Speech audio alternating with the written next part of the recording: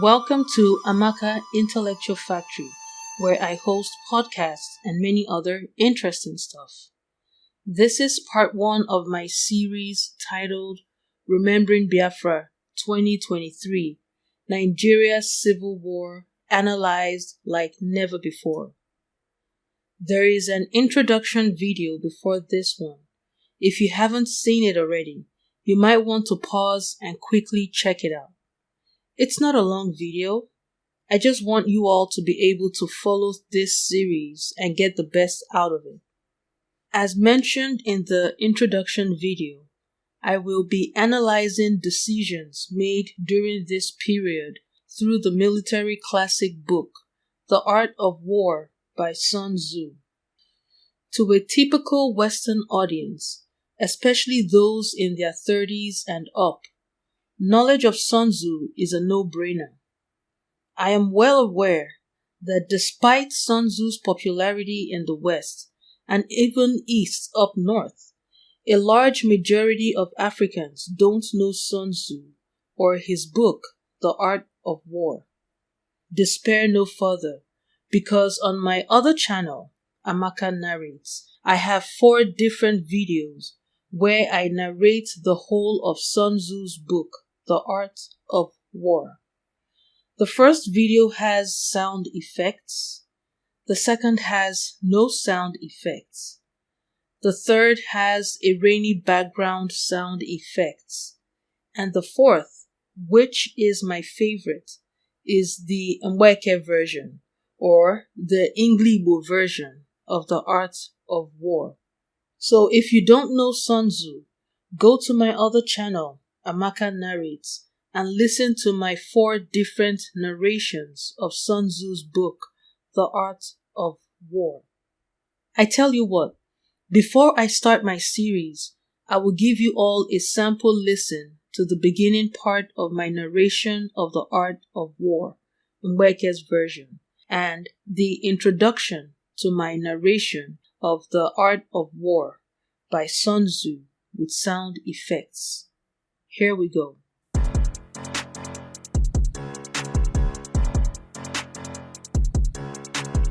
The Art of War by Sun Tzu, narrated by Amaka Narrates. Please, Mweke, read what is on the script. Here. No, don't we call you Amaka Narrates? Is that what is on the script? How about narrated by Amaka Mweke. Or narrated by Mweke, you know what? I'll do the introduction myself. Nne, are you angry with me? I want to participate in all your channels here. And you will, but I know where I'll be featuring you. Do you have any other thing to say before I start? And you must be quiet throughout my narration.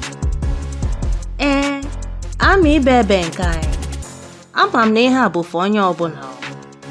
Mana achọrọ m ka ụmụada Igbo in particular ghọta na the mkpali is real. N'ụwa, ọ dị nnukwu mkpa ịghọta ndụmọdụ gbasara strategies. Maka nọ ihe na-eme ka ndụ mmadụ tọọ ụtọ. Mana afụgo m na ndụmọdụ gbasara strategies na-attractcha ụmụ nwoke karịrị ụmụ nwanyị. Which is not bad anyway. But ụmụ nwanyị, ụmụada Igbo in particular, ọ bụ na ịghọtara ndụmọdụ gbasara strategies, ndị ghọta ihe a ga-etiwa n'isi ụlọ. Ejighị iri ofe nsara, ụtara ji na azụ ndụ. Maka sị nwekwa nke ọzọ ebe ọ na-asụ asụsụ bekee sopre. Maka ndị like asụsụ bekee sopre.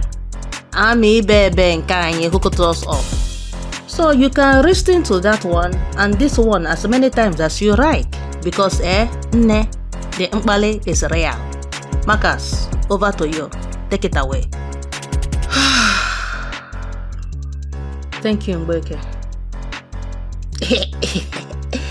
It's a pressure. You're welcome. That was part of the introductory part of my narration of The Art of War, Mweke's version.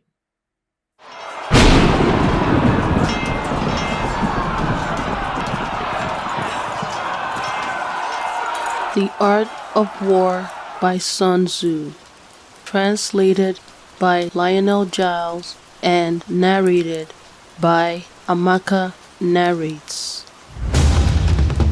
Introduction by Amaka Narrates. Sun Tzu is credited with being the author of this military strategy masterpiece, The Art of War. Yet, as popular as The Art of War is, the history of its author remains largely unknown.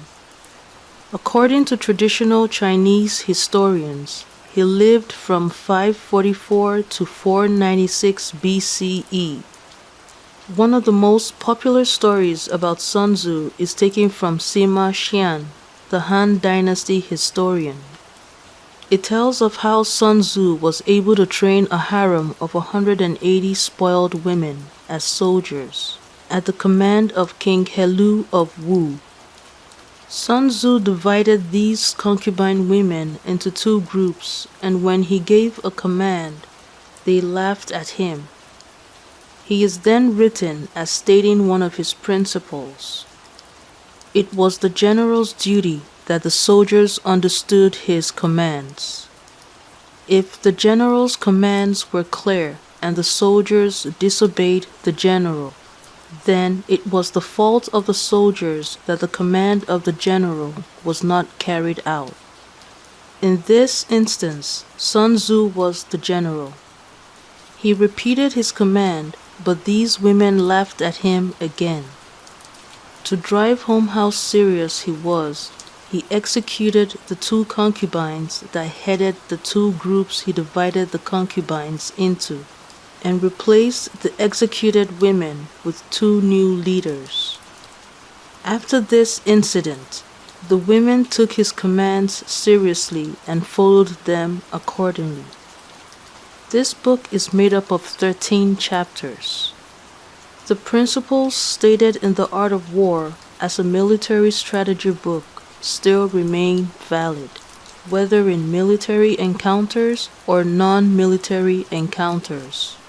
For example, in our business and our personal lives. That was the introduction to my narration of The Art of War, the version with sound effects. I have added links below in the description box to all 4 of my narrations on The Art of War. Make sure to check them out. You can listen to them while driving, about to sleep, or when in a relaxed state. And with a loved one too, anytime you like, and with whoever you want. Okay, back to my series, Remembering Biafra 2023, Nigeria's Civil War Analyzed Like Never Before. Now, a decent analysis of the Nigerian Biafran War or the Nigerian Civil War is impossible without first looking at the events that took place during the First Republic, which ultimately led to the Nigerian Civil War. With that being said, the first book I will be analyzing is Why We Struck by Adewale Ademoyega, one of the 3 major people that conceived, planned, and executed the first military coup in Nigeria on January 15, 1966. According to Ademoyega's account, the 3 people that plotted the January 15, 1966 coup were Lieutenant Colonel Nzogu, Lieutenant Ifeajuna, and Major Ademoyega. Ademoyega, as at the time of writing this book, was the only survivor of all 3. This book is a must-have. I cannot emphasize this enough. It is a must-have. It is a melancholic first-hand account that quickly draws the reader into the world of the author, whose life was hanging by a thread throughout the whole period covered in his book. Chapter 1 of this book is a beautiful account of the political climate in the early years of Nigeria, that is, during the colonial era and up to the formation of political parties. I love how he pointed out Britain's continuous interference in and disruption of Nigeria's political affairs. Nigeria was divided into three major regions: the north, the southeast, and the southwest. According to Ademoyega, at the height of the Fulani conquest of northern Nigeria, the British came with a superior military force and backed the Fulani conquest over the whole northern area. And after that, every effort of northerners to resist the Fulanis was viewed by the British as a resistance to British rule and was severely dealt with.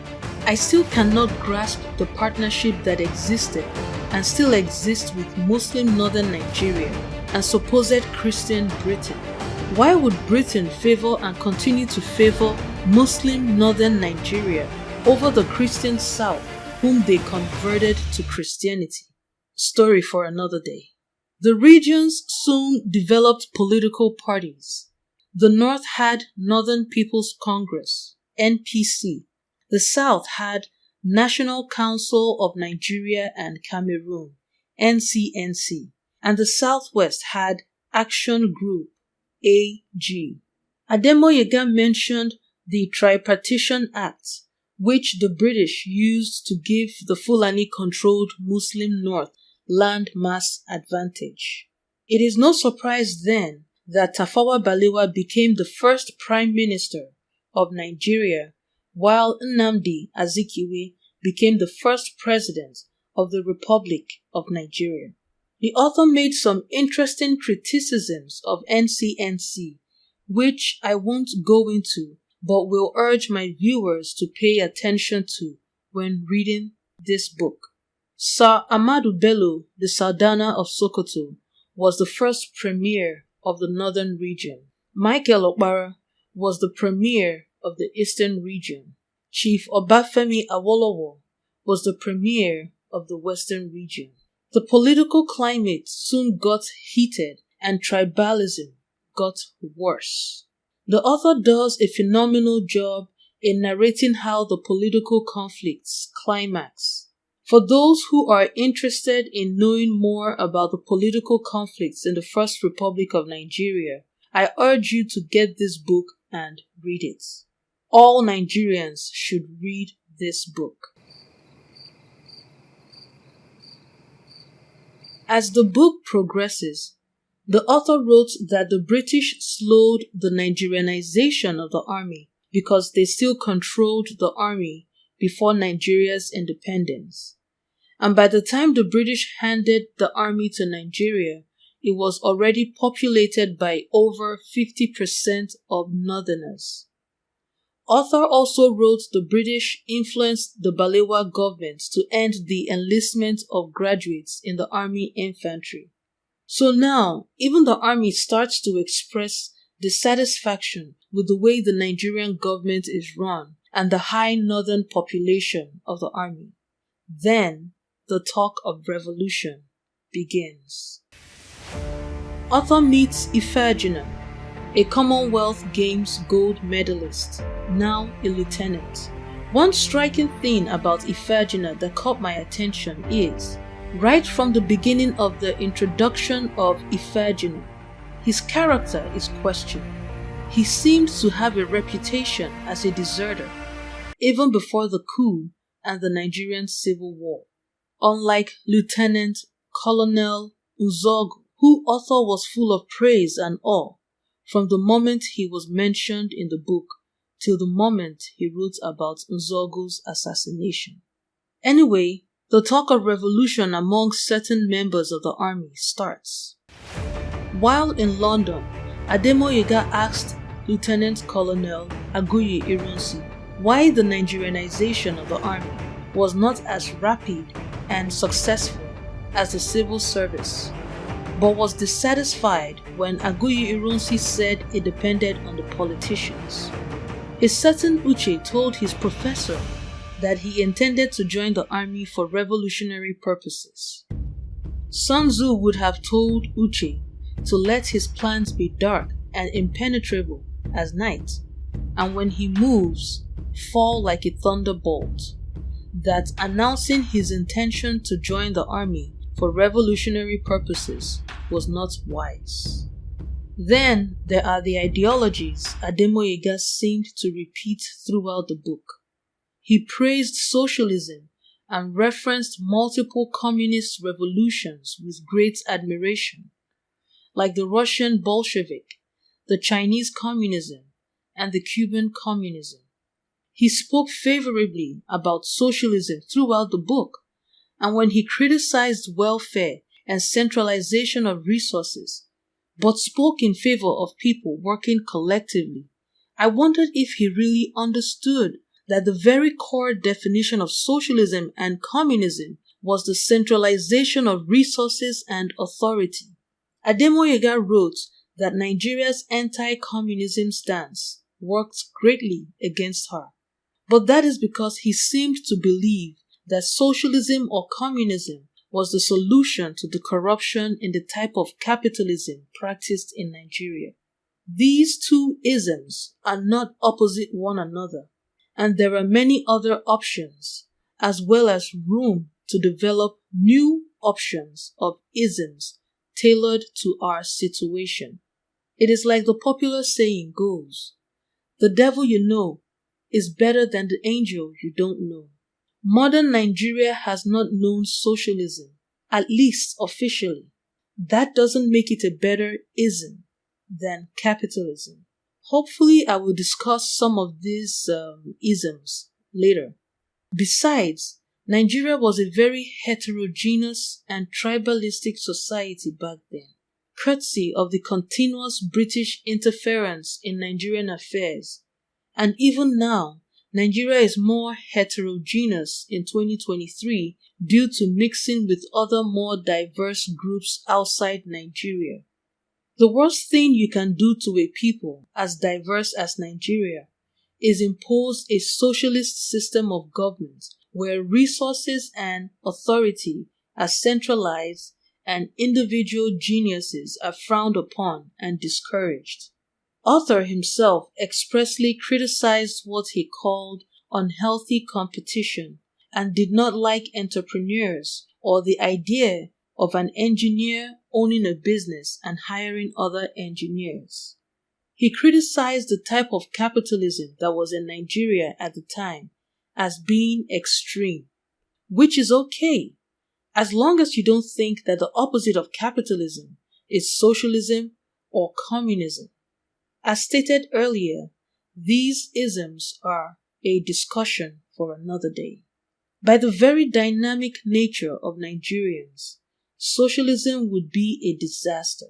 All Nigerians would have to subscribe to the way of life of a group of Nigerians or whatever our colonial masters imposed on us, which in actuality was what that was already happening in Nigeria, with the British pretty much imposing the Fulani-controlled north on the rest of Nigeria.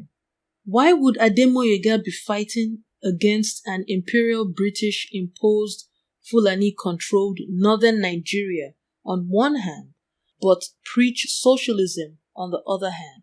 Even the author admitted that the old tripartite regions of northern region, eastern region, and western region needed to be further broken down because of Nigeria's diversity. In fact, further breaking down the then three regions was on the agenda of the January 15, 1966 coup plotters, of which he was part of. Again, what defines a socialist society is the concentration of resources and authority at the center, not people working collectively with a weak center. In a socialist society, the center is powerful. Every socialist or communist system ultimately practices Leninism. Here's what someone had to say about Leninism. I wanted to learn about communism. I really did. So I bought a lot of books. In fact, I think I bought all of them. I still have them in my library and actually read them. I say actually read them because I discovered quickly that most of the comrades down there had not read them. They were selling them, but they had not read them. Their level of understanding of Marxism or Marxism-Leninism, as another branch of it is called, was very shallow. These guys and women were working on slogans and just slogans mostly, and illusions. And it all sounded good, like from each according to his ability, to each according to his need. It's a nice slogan. What's wrong with that? Who could possibly be opposed to that? It's the basis of Christian charity, isn't it? You know, let's be against war and fascism and no exploitation of the poor and so forth. Let's bring peace to the world and get rid of racism and all these things. Well, let's sign me up. Let's go. But that's where the comrades were at in the bookstore. But I read their stuff, and I actually read the collected works of Vladimir Ilyich Lenin, and that's where you really get into the sticky stuff. Lenin was the theoretician of the Communist Party. Marx had nothing to do with the Communist Party. He was just a writer, a theoretician, an ideologue, and most of his ideas weren't his at all, I found out later. He was merely repeating what he had heard from others. But his book got published, and so his name is attached to those ideas. But they're all ideas, and I learned quickly that no country had ever fallen to Marxism.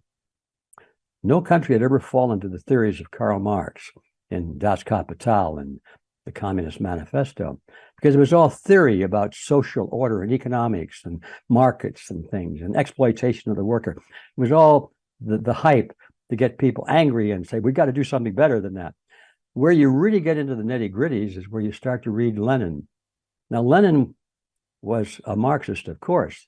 That was the foundation of his whole ideology. But he came to the very practical conclusion that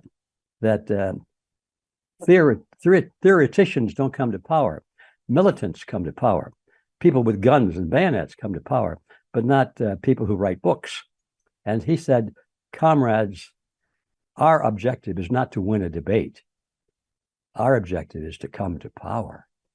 And so he formed the Communist Party and developed strategies and tactics, not to win debates or to win the hearts and the minds of the people, but to come to power. And that's where you really learn about what we're up against. Because his theme, although he was a prolific writer and wrote many, many, many essays, there was a theme that ran through almost all of them. And it went something like this. He would say, comrades, if we are trying to take over a country, and the country has a strong tradition of the culture that's different from ours, and they're strongly nationalistic and they like their traditions, do we go into them and say, everybody, let's become internationalists and throw off your traditions and adopt communism? And he said, of course not. Don't be silly. Why, they would never do that. So what we must do is go in and say, we love these traditions. We are nationalists. We hate communists. We are anti-communists. We want to fight against communism. He said, then they will like us. Then they will support us. Then they will follow us. They will make us their leaders. And then when we become their leaders, we can betray them. And then he said, we don't have to win debates then, because if anyone disagrees with us, we shoot them. Now that in a nutshell is Lenin. And if people don't understand that, they don't understand what they're up against, because that's what the world really is being driven by. It's not communism or Marxism or socialism. It's being driven by Leninism, which is coming to power by any means whatsoever.